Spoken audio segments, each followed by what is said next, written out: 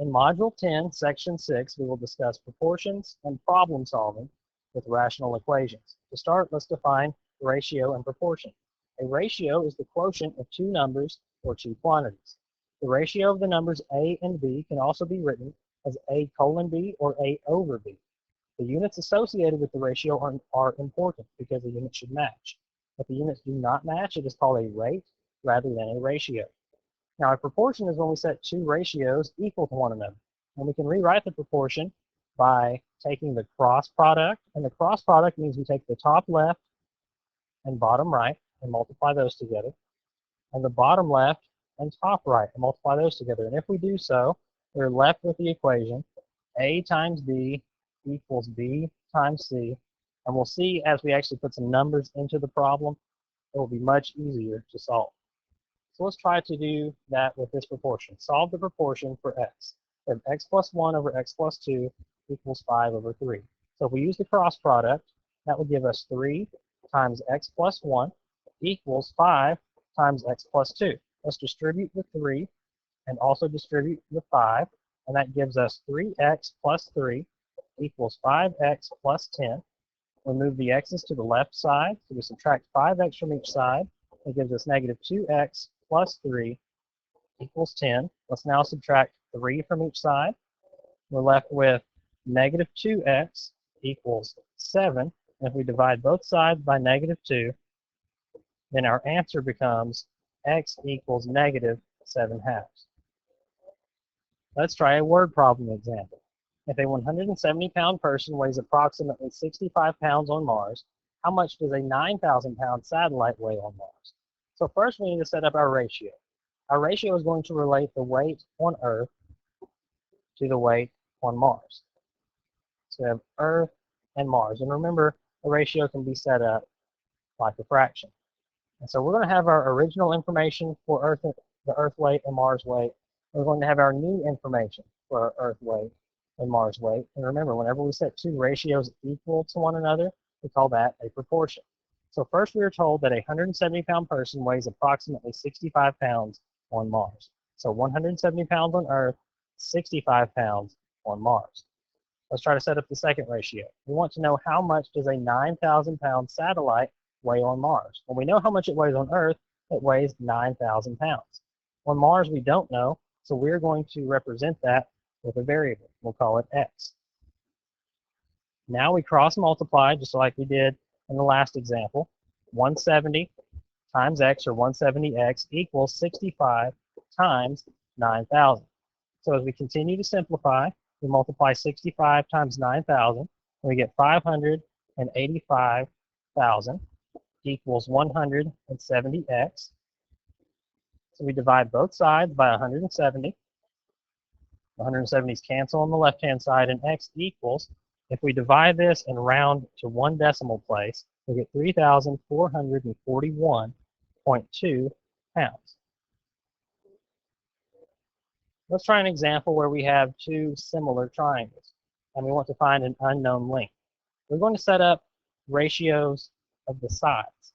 We take sides that are similar, sides that are basically in the same place on each triangle. We're going to create ratios with those. So we start with the 28 and the 20.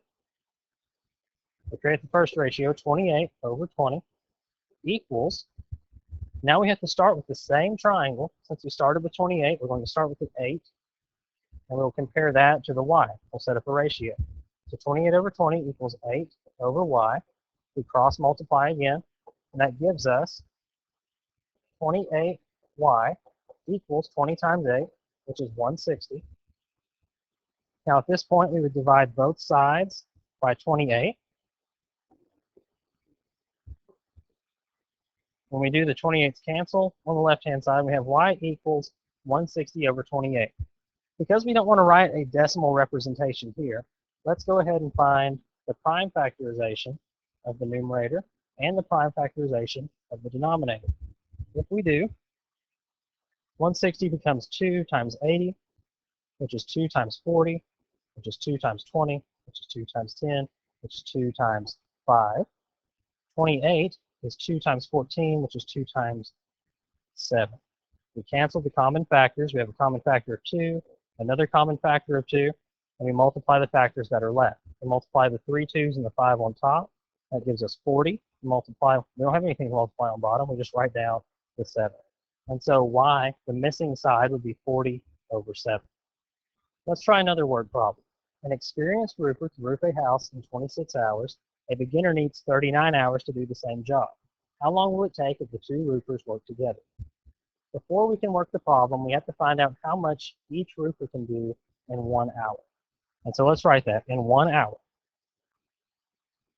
The experienced roofer, if it takes him 26 hours to finish the entire job, then he can finish 1/26 of the job in 1 hour.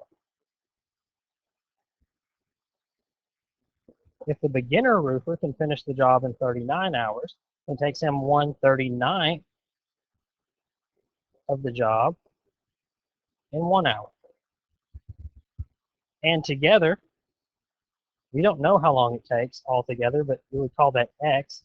So the amount they finish in 1 hour would be 1 over x of the job. We're going to use these three rates and say if we add the first two rates together, the first two amount that they finish in 1 hour, that should give us the total amount they finish in 1 hour. So 1 over 26 plus 1 over 39 equals 1 over x. Now at this point, let's start by writing the prime factorizations of each number, of each denominator, and then finding the LCD. We can rewrite 26 as 2 times 13. We can rewrite 39 as 3 times 13, and then x doesn't change. We now see we have a 2 times 13, a 3 times 13, and an x. The LCD for these fractions will be 2 times 3 times 13 times x. So on the next slide, let's use that information to determine what our new fractions are going to be. So remember, we had 1 over 2 times 13 plus 1 over 3 times 13 equals 1 over x. So the first fraction is missing the 3 in the numerator and denominator, as well as an x in the numerator and the denominator. The second fraction needs the factor of 2 in the numerator and denominator, and the factor of x. And the last fraction is missing the 2, the 3, and the 13 in the numerator and the denominator. Now that we have a common denominator, even though we didn't multiply anything out in the denominator, we can cross it out because we have an equation. If we multiply the numerators, 3 times x times 1 is 3x, plus 2 times x times 1 is 2x, equals, on the right-hand side, we have to multiply 1 times 2 times 3 times 13. And if we do, that will give us 78. We combine like terms. On the left-hand side, we have 5x equals 78. So we divide by 5 on both sides. X equals 78 over 5. We have no common factors, and this will be the answer. Let's try another example that's set up in a very similar way. In 5 minutes, a conveyor belt moves 300 pounds of recyclable aluminum from the delivery truck to a storage area. A smaller belt moves the same quantity of cans the same distance in 6 minutes. If both belts are used, find how long it takes to move the cans to the storage area. So just like we did in the last example, instead of 1 hour, we want to know how much each belt can do in 1 minute. So in 1 minute, the first belt, if it takes him 5 minutes to do the job, then he can do 1/5 of the job in 1 minute.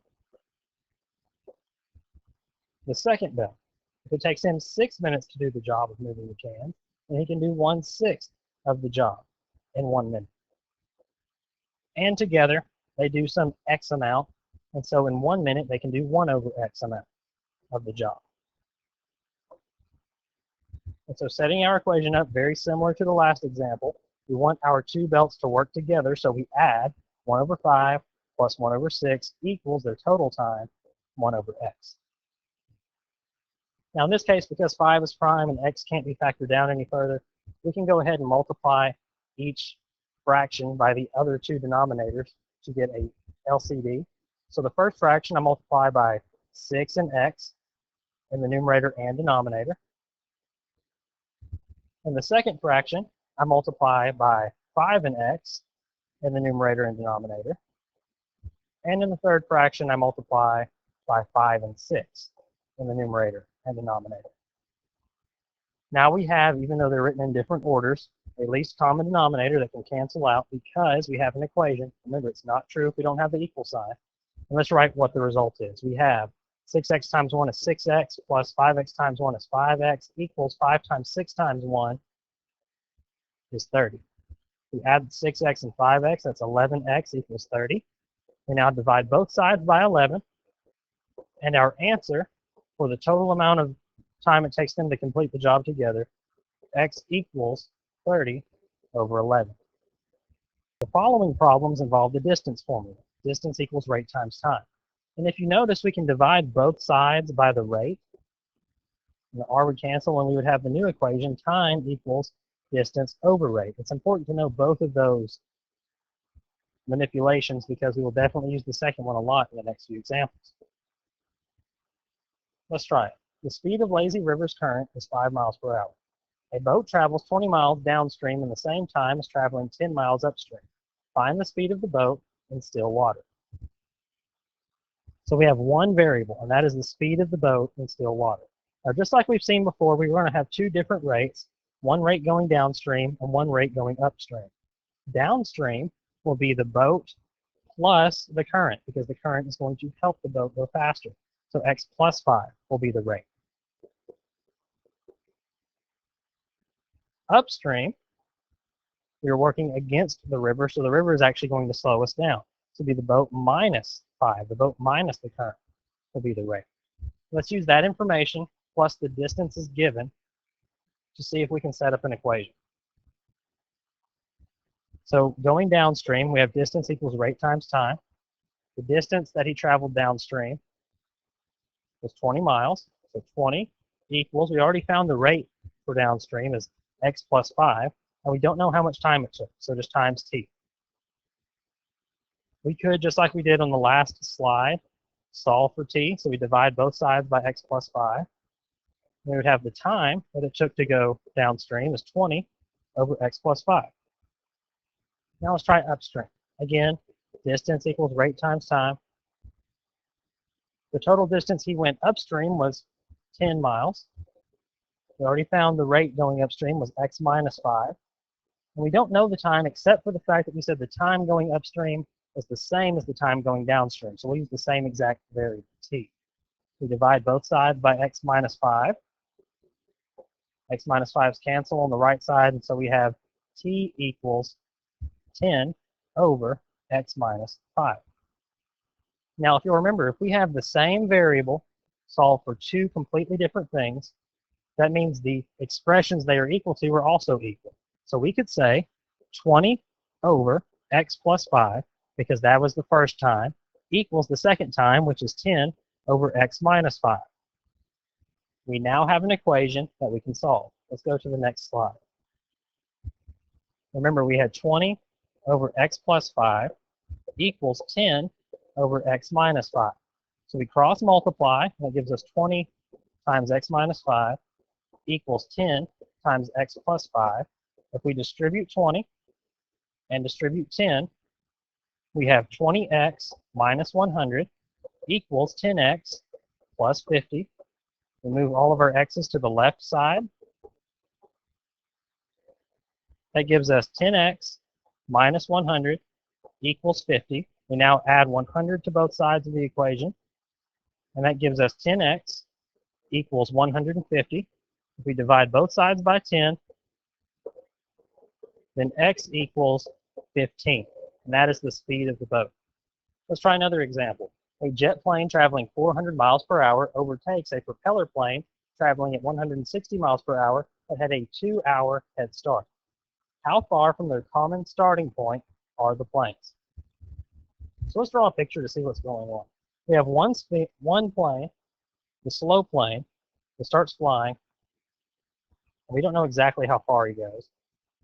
Let's say that's the ending point. And he was going 160 miles per hour. 2 hours later, a second plane starts, and he's going much faster, and so he catches the first plane, and he was going 400 miles per hour. And so if you take the time of the slow plane and you subtract the time of the fast plane, because remember, the slow plane was traveling for 2 hours longer than the fast plane, that difference would be 2. The slow plane had a 2-hour head start, so he was traveling 2 hours faster. So regardless of how much time each plane was moving, the slow plane will always be 2 more than the fast plane. That's why the difference equals 2. Let's now use the information in the problem to find the time of the slow plane and the time of the fast plane. And remember, time equals distance over rate.